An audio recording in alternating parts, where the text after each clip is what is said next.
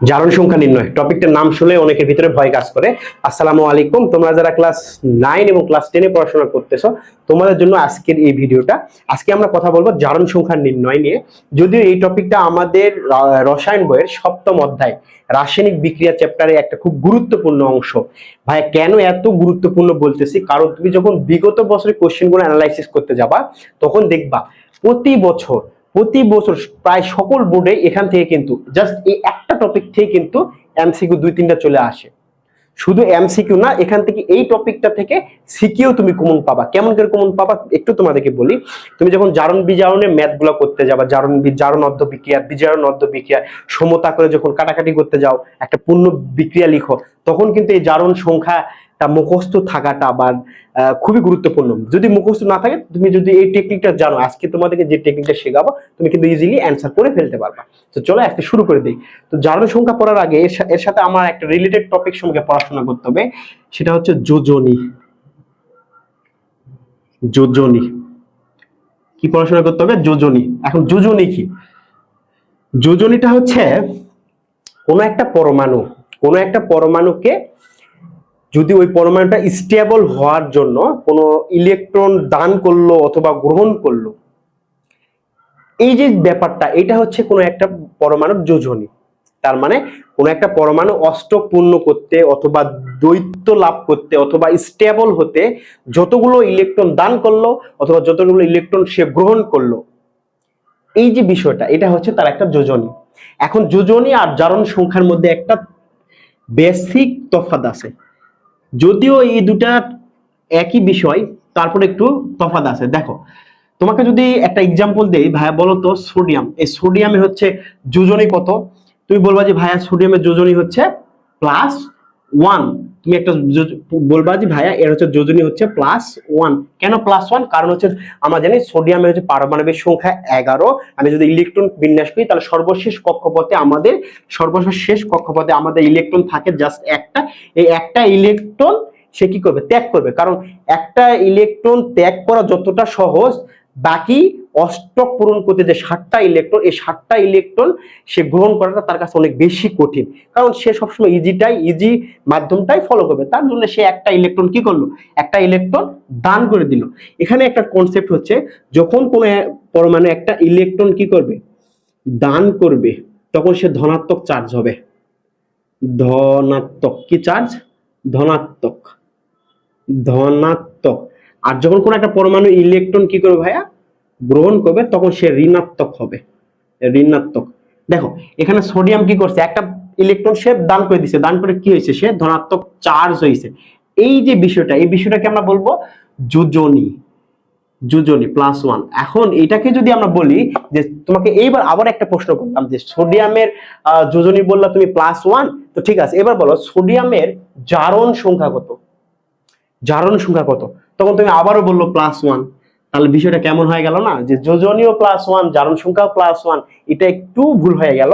কেমন ভুল ভাইয়া? তুমি যখন যোজনী লিখবা তখন কিন্তু সামনে কোনো ধরনের প্লাস মাইনাস চিহ্ন দিতে হয় না।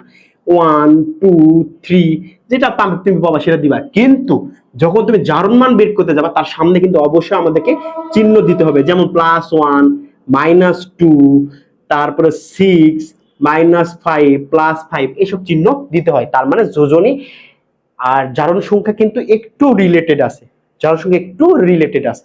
বুঝছো?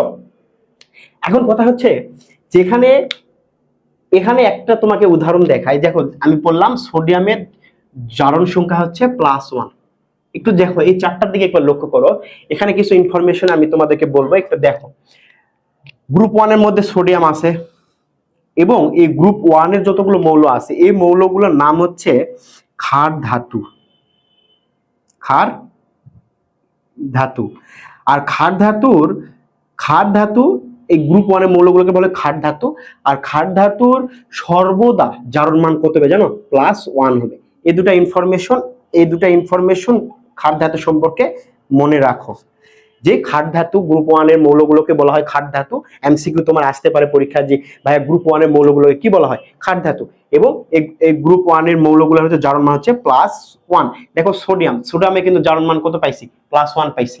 জারণ সংখ্যা বা জারণ মান হচ্ছে +1। কিন্তু সোডিয়ামের যখন যোজনী কথা বলবো তখন শুধু কিন্তু প্লাস বলা যাবে না, শুধুমাত্র 1 বলতে হবে, বুঝছো? এবার গ্রুপ 2 আসি। গ্রুপ 2 মৌলগুলোর নাম হচ্ছে মৃৎক্ষার ধাতু। এটার নাম কি ভাইয়া? মৃৎক্ষার। দেখো তোমাকে একটা কথা বলি, যে একটা টপিক যখন বুঝাতে আসি এর সাথে রিলেটেড অনেক টপিক আছে যেগুলো থেকে এমসিকিউ হওয়ার সম্ভাবনা অনেক বেশি থাকে। দেখো গ্রুপ 2 তোমার প্রশ্ন আসতে পারে যে পর্যায় সারণী গ্রুপ 2 মৌলগুলোকে কি নামে ডাকা হয়, তখন তুমি অ্যান্সার করবে ভাইয়া মৃৎক্ষার, মৃৎক্ষার ধাতু, মৃৎক্ষার ধাতু। এখন আরেকটা ইনফরমেশন গ্রুপ 2 ক্ষেত্রে মনে রাখতে হবে, গ্রুপ 2 এর যতগুলো মৌল আছে যেমন বেরিয়াম, ম্যাগনেসিয়াম, ক্যালসিয়াম, যতগুলো মৌল আছে সবগুলো মৌলের জারণ মান হচ্ছে হলো +2, +2। এই বিষয়টা একটু মনে রাখতে হবে। দেখো দেখো গ্রুপ 2 মৌলগুলোকে বলছি আমরা হচ্ছে মৃৎক্ষার ধাতু, এদের জারণ মান সর্বদা কত হবে? +2। এবার আসি গ্রুপ 16। এই গ্রুপ 16 এর মৌলগুলোর একটা নাম আছে, বুঝছো? এর নাম হচ্ছে চ্যালকোজেন। কি নাম ভাইয়া? চ্যালকোজেন। এই চ্যালকোজেন শব্দের অর্থ হচ্ছে আকরিক উৎপাদনকারী। কি বলতো? আকরিক, আকরিক উৎপাদনকারী। এখন এই চ্যালকোজেনের মধ্যে আমি জাস্ট দুইটা মৌল লিখে রাখছি, মৌল লিখে রাখছি। এখন তোমরা প্রশ্ন করতে পারো যে আরো বেশি মৌল আছে। হ্যাঁ, আরো বেশি মৌল অবশ্যই আছে, কিন্তু এই দুটা মৌল থেকে তোমাদের এসএসসি লেভেলের কোশ্চেনটা খুব বেশি হয়। এখন এখানে সবচেয়ে ইম্পর্টেন্ট বিষয়টা হলো এই যে গ্রুপ 16 এর মধ্যে যে অক্সিজেন আছে, এই অক্সিজেনের হচ্ছে জারণ মানটা হলো -2 ধরা হয় অলওয়েজ, মানে বেশিরভাগ ক্ষেত্রে -2 ধরা হয়। সালফারেরটা এটা ভ্যারি করবে বিভিন্ন রিঅ্যাকশনের উপর, বিভিন্ন যৌগের উপর। এবার আসো হচ্ছে আমরা পড়াশোনা করবো হলো গ্রুপ 17 কে নিয়ে। এখন গ্রুপ 17 যে কয়েকটা মৌল লিখছি 1 2 3 4, এখানে আরো কয়েকটা মৌল আছে, ওগুলা দরকার নাই, কারণ আমাদের এসএসসি এর জন্য এই কয়েকটাই বেস্ট। গ্রুপ 17 মৌলগুলোকে আমরা নাম ধরে ডাকবো হলো হ্যালোজেন। কি ডাকবো? হ্যালোজেন। এখন কথা হচ্ছে হ্যালোজেন শব্দের অর্থ কি জানো? হ্যালোজেন শব্দের অর্থ হচ্ছে লবণ গঠনকারী, লবণ গঠনকারী, লবণ গঠনকারী। তাহলে তোমাকে যদি কখনো প্রশ্ন করে যে পর্যায় সারণী গ্রুপ 17 মৌলগুলোকে কি নামে ডাকা হয়? হ্যালোজেন। হ্যালোজেন শব্দ লবণ গঠনকারী।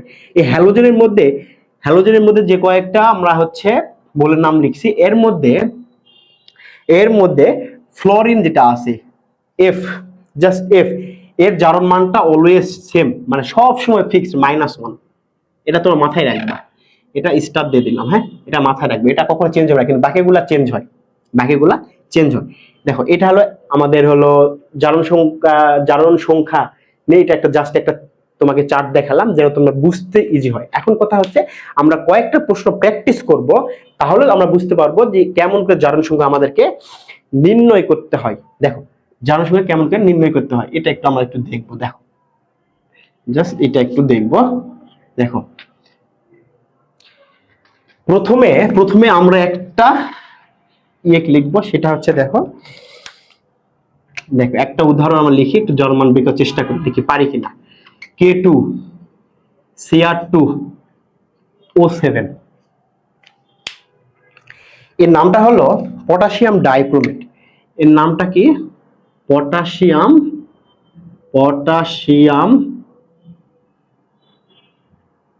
ডাইক্রোমেট। এবং এটা শুধু আমি এক্সাম্পল তোমাদেরকে দিয়েছি জাস্ট প্র্যাকটিস করার জন্য না, এটা কিন্তু একাধিকবার বোর্ডে আসে একটা প্রশ্ন, বুঝছো? তো এখানে প্রশ্নটা হলো যে পটাশিয়াম ডাইক্রোমেটের বা K2Cr2O7 এর কেন্দ্রীয় পরমাণু জারণ মান বের করো।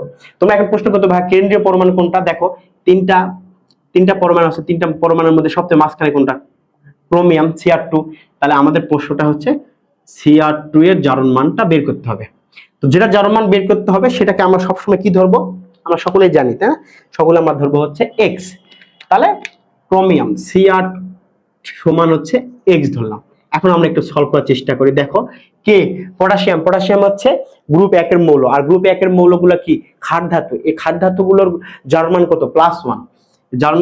জারণ মান হচ্ছে +1। দেখো +1, পটাশিয়ামের জারণ মান +1, কিন্তু পটাশিয়াম আছে কয়টা ভাইয়া? দেখো K2, মানে দুইটা পটাশিয়াম আছে, তাহলে যেই কয়েকটা থাকবে ওই কয়টা আমরা গুণ দিব, +2। জারণ মান +1, দুইটা আছে তাই দুইটা গুণ দিলাম। এবার সূত্রের যোগ দিব। এবার দেখো যেহেতু আমরা ক্রোমিয়ামের জারণ মান বের করব, সেটাকে ধরছি x, কয়টা আছে? দুইটা, × 2, মানে দুইটা ক্রোমিয়ামের জারণ মান আমাকে বের করতে বলছে, সূত্রের প্লাস। এবার হচ্ছে অক্সিজেনের, আমি বলছি অক্সিজেন জারণ মান সর্বদা, এখানে দেখো অক্সিজেন জারণ মান সর্বদা -2, তো -2 × 7 ইজিক্যালস টু 0। এখন তোমরা বলতে পারো যে ভাইয়া এখানে কেন 0 দিলেন? কারণ এখানে আমার বইয়ে একটা সূত্র আছে, সূত্রটা হচ্ছে যে কোনো একটা যৌগের এটা একটা যৌগ, এই যৌগের টোটাল জারণ মানটা সামগ্রিকভাবে 0 ধরা হয়। এজন্য আমরা 0 লিখছি, বুঝছো? কোন একটা যৌগের সামগ্রিকভাবে টোটাল জারণ মানটা আমরা ইকুয়েশন যখন করব তখন 0 ধরবো। এই 0 ধরছি। এবার সমাধান করে একটু দেখো। +1 × 2 তার মানে 2 প্লাস 2x মাইনাস 14 ইজিক্যালস টু 0। তাহলে এখানে 2x ইজিক্যাল টু -12, কারণ এখানে +2 -14, -14 থেকে +2 বিয়োগ করলে -12 ইজিক্যালস টু 0, তাই না? 2x -12 কে এবার পার করে দেই, তাহলে +12। এবার হলো x এর ভ্যালু হবে হলো +12/2, অর্থাৎ x এর মান হচ্ছে +6। তার মানে ক্রোমিয়ামের জারণ মান কত ভাইয়া? ক্রোমিয়ামের জারণ মান হচ্ছে আমাদের +6, বুঝছো? +6, বুঝছো? এবারে একটু দেখো, আরেকটা আমরা এই পাশে করব, সেটা একটু তোমাদেরকে দেখাই। এইটাও বোর্ডে আসে একটা প্রশ্ন, এটা লেখা আছে HClO4 এর বাংলা নামটা হচ্ছে কি জানো? Perchloric acid. এর নামগুলো মস্ত রাখবা। Perchloric acid. তো বলছে পারক্লোরিক অ্যাসিডের ক্লোরিনের জারণ মান কত?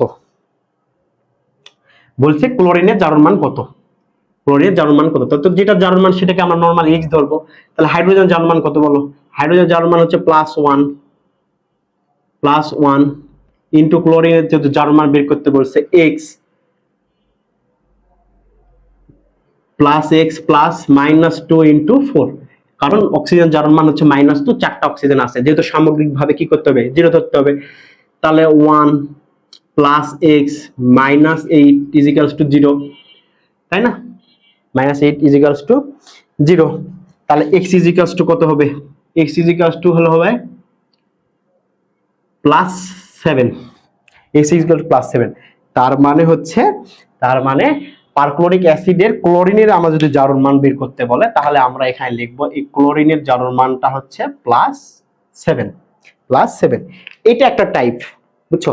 আরেকটা টাইপ আছে, তোমাকে এবার দিবে হচ্ছে যে টাইপটা তোমাকে দিবে হচ্ছে আয়ন সংক্রান্ত, বুঝছো? এটা তোমাদেরকে একটু দেখাই, দেখো।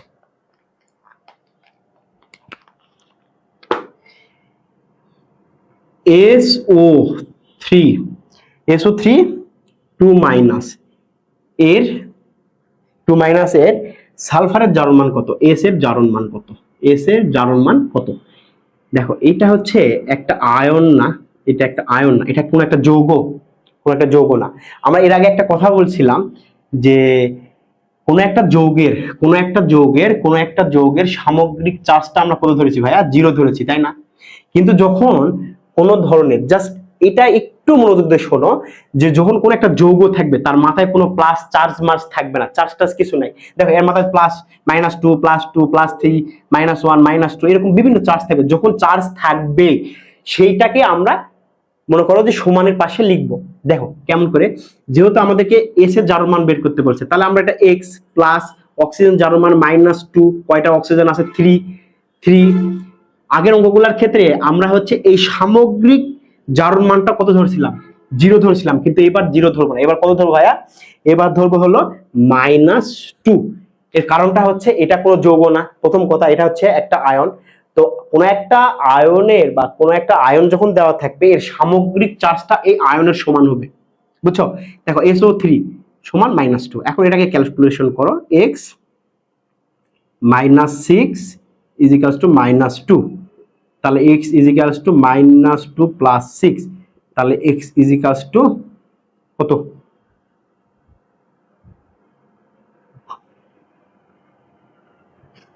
নাকি +4, ঠিক আছে, +4। তাহলে এটা হচ্ছে তার জারণ মান। তবে এখন তোমাদেরকে আমি একটা বিষয় নোট করে দিই, এটা তোমরা লিখে রাখো, হ্যাঁ? তোমরা লিখে রাখো নোট। নোট নোটটা কি, যখন এই জারণ মানের সব থেকে বেশি স্টুডেন্ট ভুল করে এই দুইটা জায়গায়, যে কখন টোটাল জারণ মানটা জিরো ধরবো আর কখন টোটাল জারণ মানটা জিরো ধরা যাবে না। তুমি যখন কোনো একটা যৌগ পাবা, জাস্ট যৌগ, জাস্ট কি পাও ভাইয়া, যৌগ পাবা। এই যৌগ যদি পাও, ধরো এই যে একটা যৌগ, এর মাথায় কোনো চার্জ মার্জ আছে? চার্জ মার্জ নাই, তো যৌগ পাবা তখন টোটাল জারণ মানটা জিরো ধরবে। আর যখন তোমরা কোনো কিছু আয়ন পাবা, আয়ন, যেমন এই যেখানে দেখো আয়ন -2 -2, তাই না, তখন তোমাকে হচ্ছে যে আয়নটা থাকবে এটাই তার চার্জ হবে, যেমন -2, বুঝছো? এই দুইটা জায়গা যদি তোমরা খেয়াল রাখতে পারো তাহলে অবশ্যই কিন্তু জারণ সংখ্যা বের করা তোমার জন্য একদম পানি ভাত হয়ে যাবে, বুঝছো? তো যাই হোক, আজকে ছিল আমাদের জারণ সংক্রান্ত এটা টপিক। এটা খুব ইজিলি তোমাদেরকে বোঝানোর চেষ্টা করলাম, কারণ হচ্ছে তোমরা বাকি ক্লাস যারা অন্যদের ক্লাস আছে এই জারণ সংখ্যা রিলেটেড, তারা কিন্তু বিশাল থিওরি দিয়ে, বিশাল পেসপুস দিয়ে তোমাদেরকে বুঝাই দিয়েছে, কিন্তু আমি তোমাদেরকে একদম ইজিলি বুঝাই দিলাম। তো ভালো থেকো, সুস্থ থেকো, পরবর্তীতে দেখাবে কোনো একটা ভিডিও।